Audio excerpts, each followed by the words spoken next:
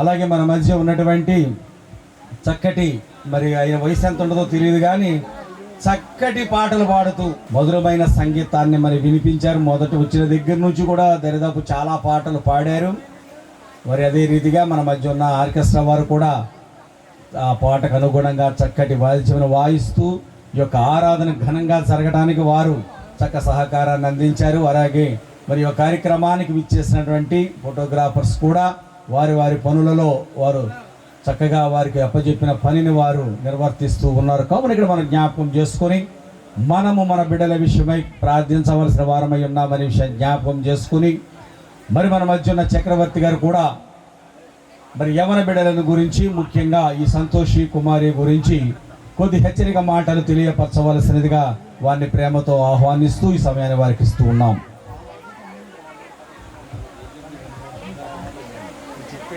అందరికీ వందనాలండి. అదేవిధంగా సమయం వచ్చిన దైవజనులు కూడా వందనాలు. ఈరోజు ఈ కుటుంబీకులు చాలా సంతోషకరమైన శుభదినం. బాల్యంలో నుండి మరి యవ్వనంలోకి వచ్చింది.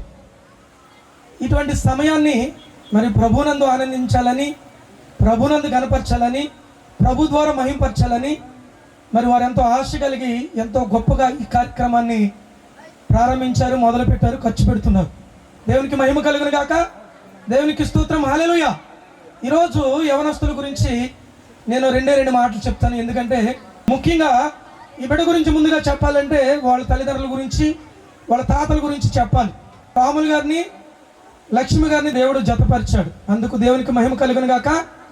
మరి రాములు గారి యొక్క తల్లి గారు, తండ్రి గారిని మనకు చూస్తే వారి పేరు, తండ్రి గారి పేరు లాజరు, తల్లి గారి పేరు చిన్నమంగమ్మ. మరి వారిద్దరూ చక్కగా కలిసిమెలిసి జీవించారు. మరి సంతానము పెద్దదైనా కానీ వారు చక్కగా కష్టపడి పోషించుకున్నారు. మరి మా మామగారు అయిన చిన్నమంగమ్మ గారు చాలా తెలివిగలది. మంచి మంచి వ్యాపారాలు చేసి బిడ్డలను పోషించుకుంది. ఒక గ్రామంలోనే ఒక స్త్రీగా చక్కగా ఆవిడ చక్కటి వ్యాపారవేత్తగా పేరు పొందింది. అదేవిధంగా వారి బిడ్డలను చూస్తే వారి బిడ్డలకు ఎవరికి తెలివైన వాళ్ళు లేరండి, జ్ఞానం కలిగిన వాళ్ళు ఎవరు లేరండి. మరి మా చిన్నాన్నగారు చాండ్ రబ్బులు గారు, అదేవిధంగా మరి మా మేనత్త రత్తమ్మ, వాళ్ళిద్దరే కొంచెం తెలివైన వారు. కాబట్టి మిగతా వాళ్ళందరూ కూడా మా చిన్నాన్న వాళ్ళందరూ కూడా అమాయకులు అనమాట. కానీ దేవుడు అమాయకులకు పుట్టిన బిడ్డలను దేవుడు విడిచిపెట్టలే.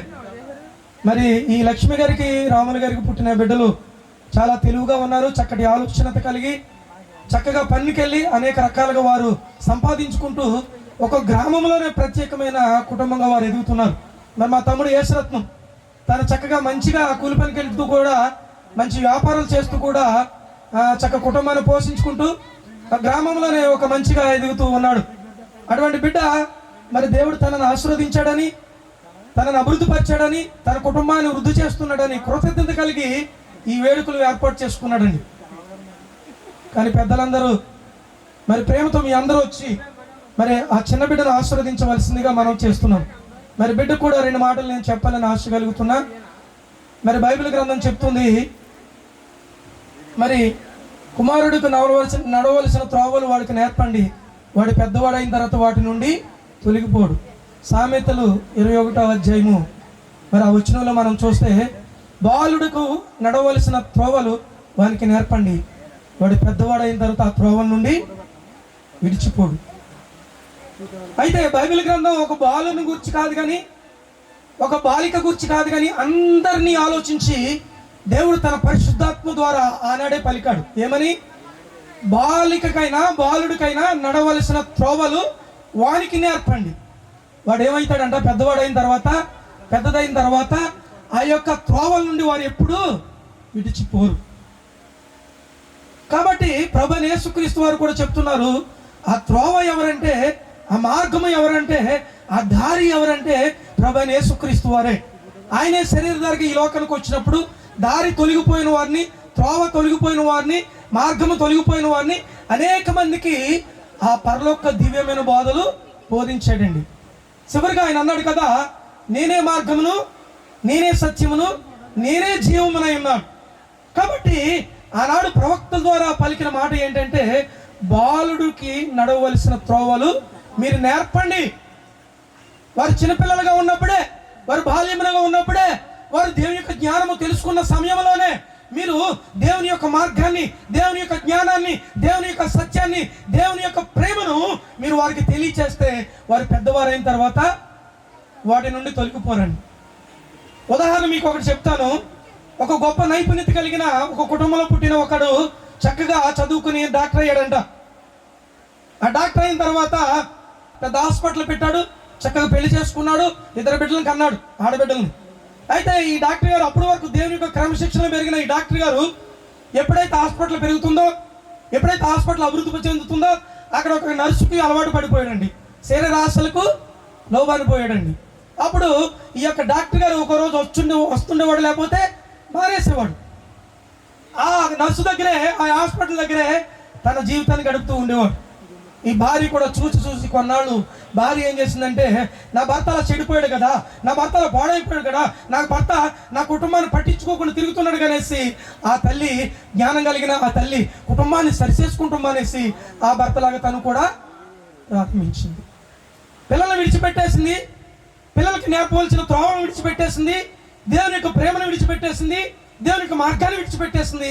ఆవిడ లోకాశలకు లొంగిపోయి పాపములో పడిపోయి చక్కగా బ్యూటీ పార్లర్కి వెళుతూ చక్కగా తయారవుతూ లోకానుసారమైన మనుషులకు స్నేహం కలిగి ఈవిడ కూడా ఒక పాప పని చేస్తూ ఉంది. అతన్నే తన ఇంటి దగ్గర తీసుకొచ్చి వాళ్ళిద్దరూ ఒక గదిలోకి వెళ్ళి ఆ పాపం చేస్తుంటే ఆ చిన్న బిడ్డలు అలాగే చూస్తుండిపోయారు. కొన్నాళ్ళకి భర్తకి HIV వచ్చింది, చనిపోయాడు. ఈ భార్యకి కూడా HIV వచ్చింది, చనిపోయారు.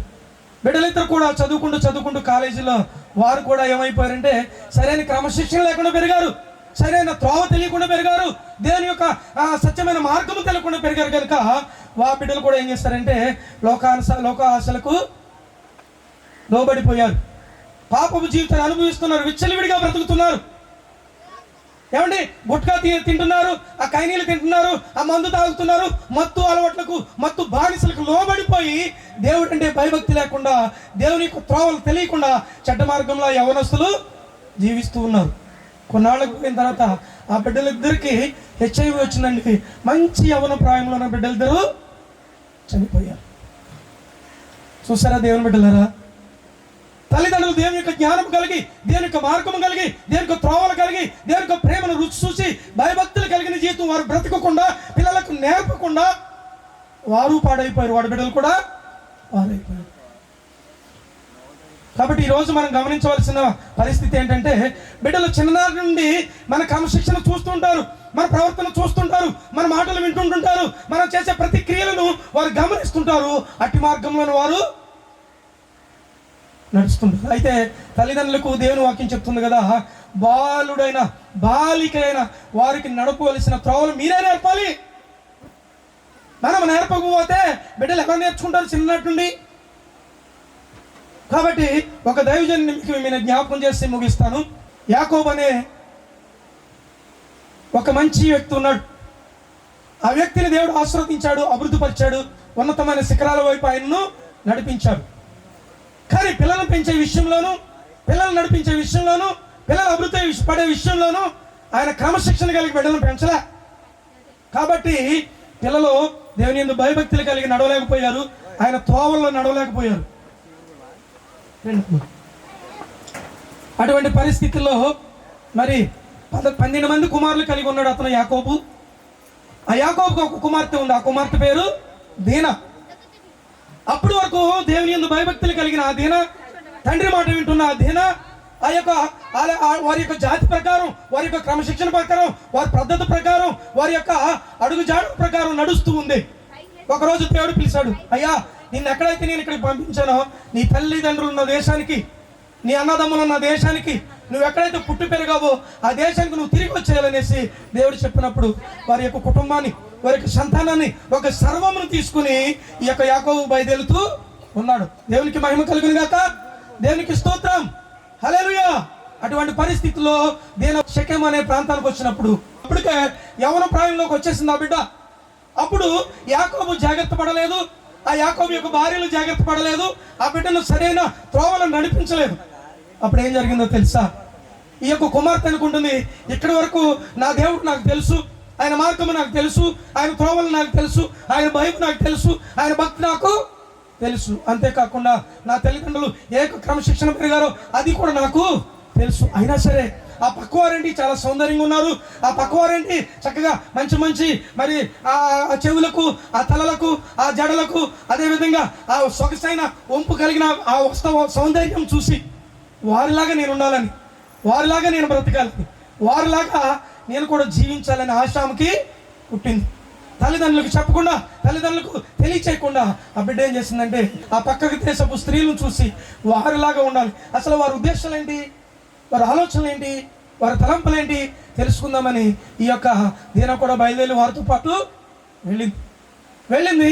వారు రాసుకున్న పౌడర్ని చూస్తుంది, వారు వేసుకున్న మేకప్ని చూస్తుంది, వారు అల్లుకున్న జడలను చూస్తుంది, వారు వేసుకున్న వస్త్రాలను చూస్తుంది. అబ్బా భలే ఉన్నాయిలే, ఇటువంటి చక్కని సౌందర్యం ఉండదు, ఇటువంటి బడాయి ఉండదు, ఇటువంటి బ్రతుకు ఉండదు. అంత మన క్రమశిక్షణ దేవుని భయభక్తులు కలగాలంటారు, దేవుని త్రోవలు నడవాలంటారు. కానీ ఇక్కడ భలే ఉంది, స్వేచ్ఛగా ఆడబిడ్డలు నచ్చినట్లు తిరగవచ్చు, నచ్చినట్లు మాట్లాడవచ్చు, నచ్చిన చోట్లకి వెళ్ళొచ్చు. ఇవన్నీ ఇక్కడ భలే ఉన్నాయి అనేసి ఆనందపడుతున్న సమయంలో ఆ దేశపు రాజు వచ్చి ఈ దీనాన్ని తీసుకెళ్ళి పాడు చేసేసాడు, తన జీవితాన్ని నాశనం చేసేసాడు. అటువంటి పరిస్థితుల్లో యాకోబు చాలా బాధపడ్డాడు, వాళ్ళ యొక్క అన్నదమ్ములు కూడా చాలా బాధపడ్డారు. ప్రియమైన దేవుని బిడ్డలారా, నేను చెప్తున్నాను ఈరోజు మన బిడ్డలను క్రమశిక్షణలో మనం నడిపించకపోతే, మన బిడ్డలను దేవుని యొక్క భయభక్తులు మనం నడిపించకపోతే, మన బిడ్డలు కూడా రేపొద్దున హాస్టల్కి వెళ్ళాకో, లేక మన బిడ్డలు వేరొక ఊరు వెళ్ళినప్పుడు అట్టే విధంగా దీనావాలే పాపంలో పడిపోతారు. కాబట్టి మనం ఏం చేయాలంటే మన బిడ్డలకు మనం నేర్పించాలి. ఇప్పటివరకు అమ్మ తల్లి నువ్వు వినాలి, సంతోష్ కుమారి, మనం ఇప్పటివరకు తల్లిదండ్రులు ఒక ప్రాంతానికి వెళ్ళొద్దు అంటారు, వెళ్ళినా ఏమనరు, ఒక కొట్టుకాడికి వెళ్ళినా ఏమనరు, ఒక చిన్నమ్మ దగ్గరికి వెళ్ళినా ఏమనరు, ఒక బంధువులు పక్కింటి దగ్గరికి వెళ్ళినా మనల్ని ఏమనరు. కానీ ఇప్పుడు నువ్వేమేం చేసావంటే, నువ్వేమయ్యావంటే నువ్వు చక్కగా యవన ప్రాయంలోకి వచ్చావు.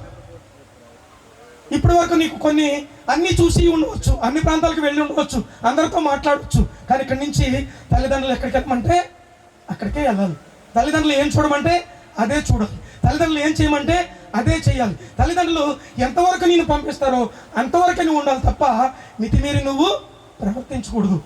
తల్లిదండ్రులను గౌరవించాలి. తల్లిదండ్రులు ఎందుకు గౌరవించాలంటే వాళ్ళు మనల్ని తల్లి గర్భంలోనే మనకేం కావాలో, మనకేం తింటే బాగుంటుందో, బిడ్డ ఆరోగ్యంగా ఉండి ఎలా ఉంటుందో, బిడ్డ చక్కగా ఉంటే ఎలా ఉంటుందో, మనకు కావాల్సిన వసతులన్నీ తల్లిదండ్రులే సమకూర్చారు.